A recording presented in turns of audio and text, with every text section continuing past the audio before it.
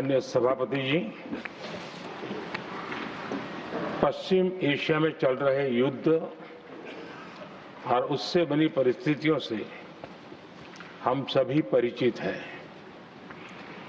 मैं आज संसद के उच्च सदन के सामने और देशवासियों के सामने इन विकट परिस्थितियों पर सरकार का पक्ष साझा करने के लिए उपस्थित हुआ हूं। पश्चिम एशिया में चल रहे इस युद्ध को 3 सप्ताह से अधिक का समय हो चुका है। इस युद्ध ने पूरे विश्व में गंभीर ऊर्जा संकट पैदा कर दिया है। भारत के लिए भी ये स्थिति चिंताजनक है। इस युद्ध से हमारे व्यापार के रास्ते प्रभावित हो रहे हैं। इससे पेट्रोल, डीजल, गैस और फर्टिलाइजर जैसे जरूरी सामान की रूटीन सप्लाई प्रभावित हो रही है। गल्फ देशों में करीब 1 करोड़ भारतीय रहते हैं, वहां काम करते हैं। उनके जीवन और आजीविका की सुरक्षा भी भारत के लिए बहुत बड़ी चिंता है। हॉर्मुज़ स्ट्रेट में दुनिया के अनेक जहाज फंसे हैं। उनमें बहुत बड़ी संख्या में भारतीय क्रू मेंबर्स हैं। ये भी भारत के लिए एक बड़ी चिंता का विषय है।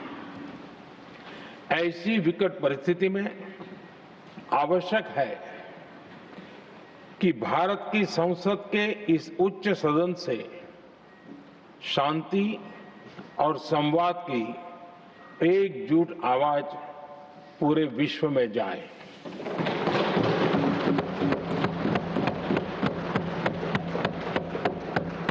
सभापति जी, युद्ध की शुरुआत के बाद से मैंने पश्चिम एशिया के ज्यादातर देशों के राष्ट्राध्यक्षों के साथ 2 राउंड फोन पर बात की है। हम गल्फ के सभी देशों के साथ लगातार संपर्क में हैं। हम ईरान, इजराइल और अमेरिका के साथ भी संपर्क में हैं। हमारा लक्ष्य डायलॉग और डिप्लोमेसी के माध्यम से क्षेत्र में शांति की बहाली का है। हमने डी एस्केलेशन और हॉर्मुज़ स्ट्रेट खोले जाने पर भी उनसे बात की है। कमर्शियल जहाजों पर हमला और हॉर्मुज़ स्ट्रेट जैसे अंतर्राष्ट्रीय जलमार्ग में रुकावट अस्वीकार्य है। भारत ने नागरिकों पर, सिविल इंफ्रास्ट्रक्चर पर, एनर्जी और ट्रांसपोर्ट से जुड़े इंफ्रास्ट्रक्चर पर हमलों का विरोध किया है। भारत डिप्लोमेसी के जरिए युद्ध के इस माहौल में भी भारतीय जहाजों के सुरक्षित आवागमन के लिए सतत प्रयास कर रहा है। भारत ने इस समस्या के समाधान के लिए संवाद का ही रास्ता सुझाया है। इस युद्ध में किसी के भी जीवन पर संकट मानवता के हित में नहीं है। इसलिए भारत का सतत प्रयास सभी पक्षों को जल्द से जल्द शांतिपूर्ण समाधान के लिए प्रोत्साहित करने का है। सभापति जी, संकट की स्थिति में देश विदेश में भारतीयों की सुरक्षा हमारी बहुत बड़ी प्राथमिकता है। युद्ध शुरू होने के बाद से लेकर अब तक 3,75,000 से अधिक भारतीय सुरक्षित भारत लौट चुके हैं।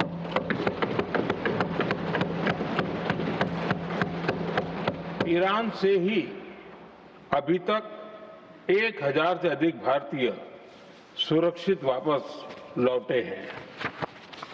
इनमें 700 से अधिक मेडिकल की पढ़ाई करने वाले युवा हैं। हमारी सरकार संकट के इस समय में पूरी संवेदनशीलता से काम कर रही है। सभी देशों ने वहां मौजूद भारतीयों की सुरक्षा का पूरा आश्वासन दिया है। हालांकि ये बहुत दुखद है कि हमलों के कारण कुछ भारतीयों की मृत्यु हुई है और कुछ घायल भी हुए हैं। ऐसे मुश्किल हालात में परिवारजनों को आवश्यक मदद दी जा रही है। जो घायल हैं, उनका बेहतर इलाज सुनिश्चित कराया जा रहा है। सभापति जी, हॉर्मुज़ स्ट्रेट विश्व व्यापार के सबसे बड़े रूट्स में से एक है। विशेष तौर पर कच्चे तेल, गैस और फर्टिलाइजर से जुड़ा परिवहन इस क्षेत्र से बहुत बड़ी मात्रा में होता है। युद्ध के बाद से ही हॉर्मुज़ स्ट्रेट में जहाजों का आना जाना बहुत चुनौतीपूर्ण हो गया है। लेकिन विपरीत परिस्थितियों के बावजूद हमारी सरकार ने संवाद से, कूटनीति के माध्यम से रास्ते बनाने का प्रयास किया है। प्रयास ये है कि जहां से भी संभव हो वहां से तेल और गैस की सप्लाई भारत पहुंचे। ऐसी हर कोशिश के नतीजे भी देश देख रहा है। बीते कुछ दिनों में दुनिया के अनेक देशों से कच्चा तेल और एलपीजी से भरे जहाज भारत आए हैं।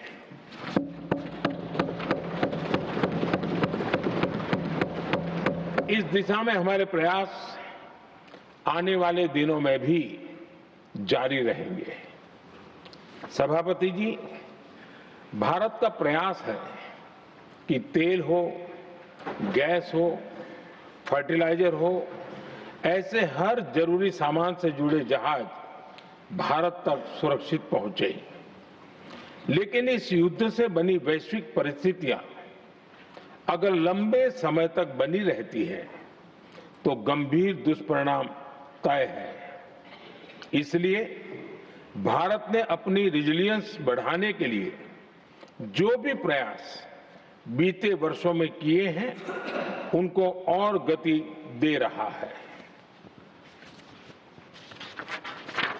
सभापति जी, कोई भी संकट हो, वो हमारे हौसलों और हमारे प्रयास दोनों की परीक्षा लेता है। देश ऐसे संकटों का बेहतर तरीके से सामना कर सके, इसके लिए बीते 11 वर्षों में निरंतर निर्णय लिए गए हैं। एनर्जी इंपोर्ट का डाइवर्सिफिकेशन ऐसे ही प्रयासों का हिस्सा है। पहले क्रूड ऑयल, एलएनजी, एलपीजी ऐसी एनर्जी जरूरतों के लिए 27 देशों से इंपोर्ट किया जाता था। वहीं आज भारत 41 देशों से एनर्जी इंपोर्ट करता है।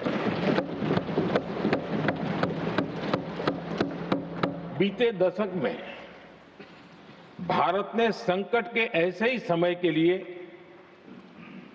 कच्चे तेल के भंडारण को भी प्राथमिकता दी है।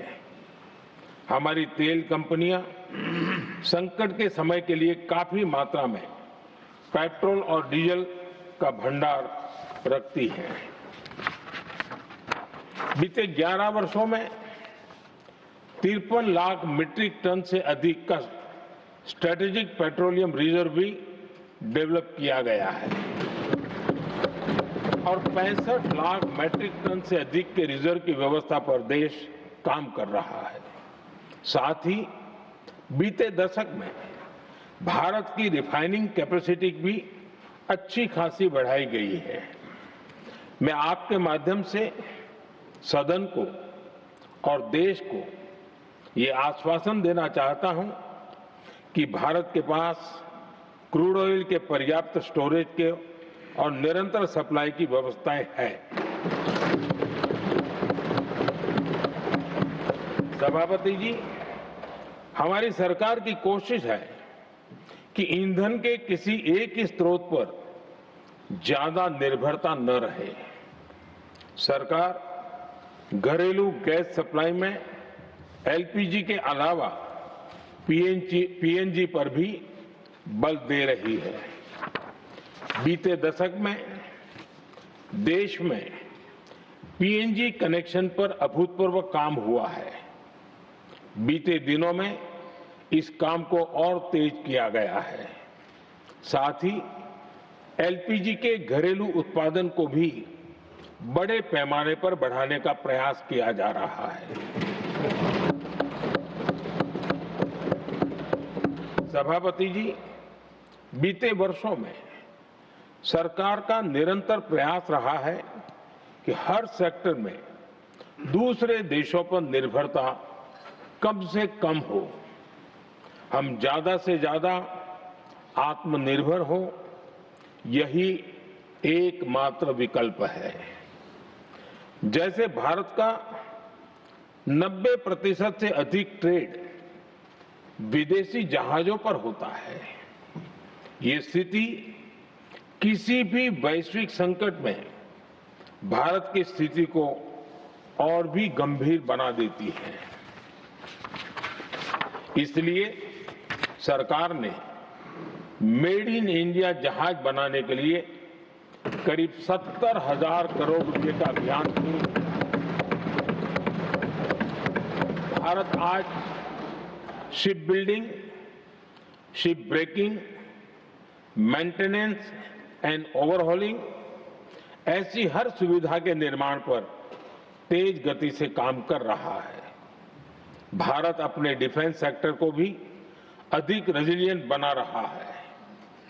बीते दशक में किए गए प्रयासों से भारत आज अपनी जरूरत के अधिकांश हथियार भारत में ही बना रहा है। एक समय था जब भारत अपने जीवन रक्षक दवाओं के कच्चे माल यानी एपीआई के लिए भी दूसरे देशों पर बहुत अधिक निर्भर था। बीते वर्षों में देश ने भारत में ही एपीआई इकोसिस्टम बनाने के लिए अनेक प्रयास किए हैं। इसी प्रकार रेयर अर्थ मिनरल्स में विदेशी निर्भरता को कम करने के लिए भी बड़े कदम उठाए जा रहे हैं।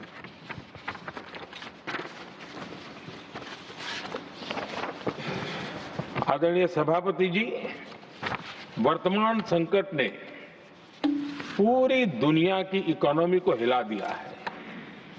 अभी तक पश्चिम एशिया में जो नुकसान हुआ है उससे रिकवर होने में भी दुनिया को बहुत समय लगेगा। भारत पर इसका कम से कम दुष्प्रभाव हो, इसके लिए निरंतर प्रयास किए जा रहे हैं। हमारी इकोनॉमी के फंडामेंटल्स मजबूत हैं और सरकार पल पल बदलते हालात पर नजर रखे हुए है। सरकार इसके शॉर्ट टर्म, मीडियम टर्म और लॉन्ग टर्म ऐसे हर प्रभाव के लिए एक रणनीति के साथ काम कर रही है। भारत सरकार ने एक इंटर मिनिस्ट्रियल ग्रुप भी बनाया है।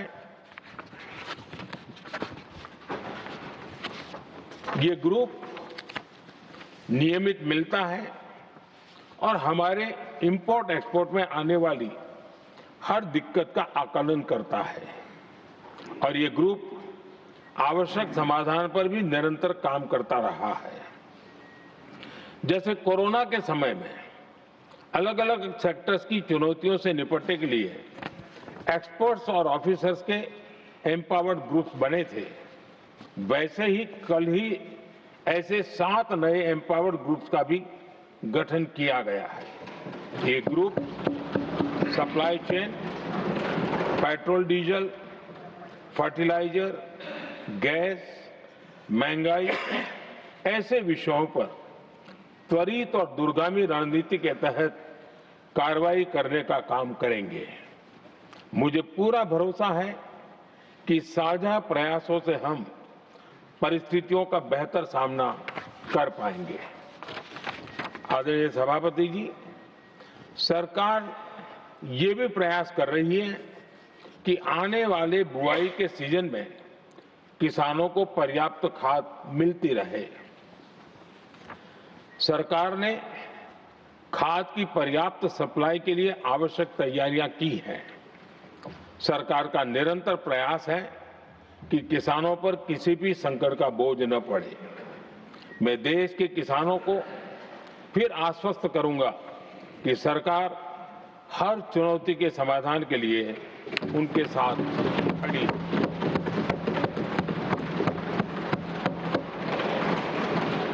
आदरणीय सभापति जी, ये राज्यों का सदन है। आने वाले समय में ये संकट हमारे देश की बड़ी परीक्षा लेने वाला है और इस परीक्षा में सफलता के लिए राज्यों का सहयोग बहुत आवश्यक है। इसलिए इस सदन के माध्यम से मैं देश के सभी राज्यों की सरकारों से भी कुछ आग्रह करना चाहता हूं। संकट के समय गरीबों पर, श्रमिकों पर, प्रवासी साथियों पर बहुत बुरा असर पड़ता है। इसलिए पीएम गरीब कल्याण अन्न योजना का लाभ समय पर मिलता रहे, ये सुनिश्चित करना होगा। जहां प्रवासी श्रमिक साथी काम करते हैं, उनकी परेशानियों को दूर करने के लिए प्रोएक्टिव कदम उठाए जाएं। ऐसी स्थितियों पर नजर रखने के लिए राज्य सरकारें विशेष व्यवस्थाएं करें तो इससे काफी सुविधा होगी। राज्य सरकारों को एक और चुनौती पर भी बहुत अधिक ध्यान देना होगा। ऐसे समय में कालाबाजारी करने वाले, जमाखोरी करने वाले बहुत एक्टिव हो जाते हैं। जहां से भी ऐसी शिकायतें आती हैं, वहां त्वरित कार्रवाई होनी चाहिए।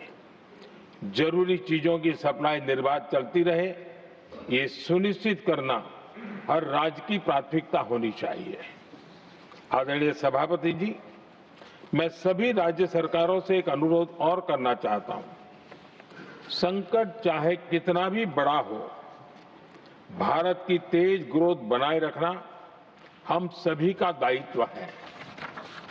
हमें इसके लिए हर जरूरी कदम, हर जरूरी रिफॉर्म्स तेजी से करते रहने होंगे। ये राज्य सरकारों के पास बहुत बड़ा अवसर भी है। ये टीम इंडिया की भी बहुत बड़ी परीक्षा है। कोरोना के महासंकट में केंद्र और राज्यों ने टीम इंडिया बनकर कोविड मैनेजमेंट का एक बेहतरीन मॉडल सामने रखा था। अलग अलग पॉलिटिकल पार्टी की सरकारें होने के बावजूद टेस्टिंग, वैक्सीनेशन से लेकर जरूरी चीजों की आपूर्ति टीम इंडिया के प्रयासों से ही सुनिश्चित हो पाई थी।